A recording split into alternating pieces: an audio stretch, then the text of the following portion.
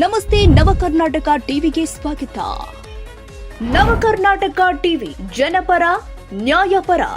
ನೀವಿನ್ನ ನಮ್ಮ channel subscribe ಮಾಡಿಲ್ಲ ಅಂದ್ರೆ ಈ ಕೂಡಲೇ ಲೈಕ್ ಮಾಡಿ, ಶೇರ್ ಮಾಡಿ, ಸಬ್ಸ್ಕ್ರೈಬ್ ಮಾಡಿ, ತಪ್ಪದೆ ಬೆಲ್ ಐಕಾನ್ ಕ್ಲಿಕ್ ಮಾಡಿ. ಸಾಮಾಜಿಕ ಭದ್ರತಾ ಯೋಜನೆಗಳ ಅಡಿ ನೀಡಲಾಗುವ ಪಿಂಚಣಿ ಹಣ ಕಳೆದ 2-3 ತಿಂಗಳಿನಿಂದ ಖಾತೆಗೆ ಜಮೆಯಾಗದ ಹಿನ್ನೆಲೆಯಲ್ಲಿ ಚಿತ್ರದುರ್ಗ ಜಿಲ್ಲೆಯ ಚಳ್ಳಕೆರೆ ತಾಲೂಕು ಕಚೇರಿಯಲ್ಲಿ ವೃದ್ಧರು ಹಾಗೂ ವಿಕಲಚೇತನರ ದಂಡೇ ನೆರೆದಿದೆ.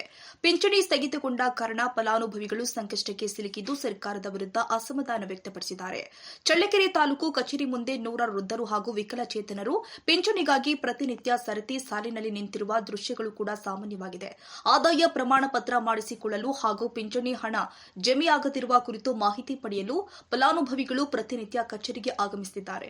ಕಂದಾಯ ಇಲಾಖೆ ಮಾಹಿತಿಯ ಪ್ರಕಾರ ತಾಲೂಕಿನಲ್ಲಿ ಸುಮಾರು 18,000 ಮಂದಿ ವಿವಿಧ ಸಾಮಾಜಿಕ ಭದ್ರತಾ ಯೋಜನೆಗಳ ಅಡಿ ಪಿಂಚಣಿ ಪಡೆಯುತ್ತಿದ್ದರು. ಆದರೆ ಸರ್ಕಾರದ ಹೊಸ ನಿಯಮಾವಳಿಗಳ ಪ್ರಕಾರ ಫಲಾನುಭವಿಗಳ ದಾಖಲೆಗಳ ಮರುಪರಿಶೀಲನೆ ನಡೆಸಲಾಗುತ್ತಿದ್ದು, ತೆರಿಗೆ ಪಾವತಿಸುವ ಕುಟುಂಬಗಳು, ಸರ್ಕಾರಿ ನೌಕರ ಮಕ್ಕಳು, ಎಪಿಎಲ್ ಪಡಿತರ ಚೀಟಿ ಹೊಂದಿರುವವರು, ಆದಾಯ ಮಿತಿ ಮೀರಿದವರು ಸೇರಿ ಅನರ್ಹರನ್ನ ಗುರುತಿಸುವ ಕಾರ್ಯ ಕೈಗೊಳ್ಳಲಾಗಿದೆ. ಈ ಪ್ರಕ್ರಿಯೆ ಬಳಿಕ ಕೇವಲ 4,000 ಮಂದಿ ಮಾತ್ರ ಅರ್ಹರು ಅಂತ ಗುರುತಿಸಲಾಗಿದ್ದು, ಉಳಿದ ಸುಮಾರು 14,000 ಮಂದಿಯ ಪಿಂಚಣಿ ಹಣ ಖಾತೆಗೆ ಜಮೆಯಾಗಿಲ್ಲ.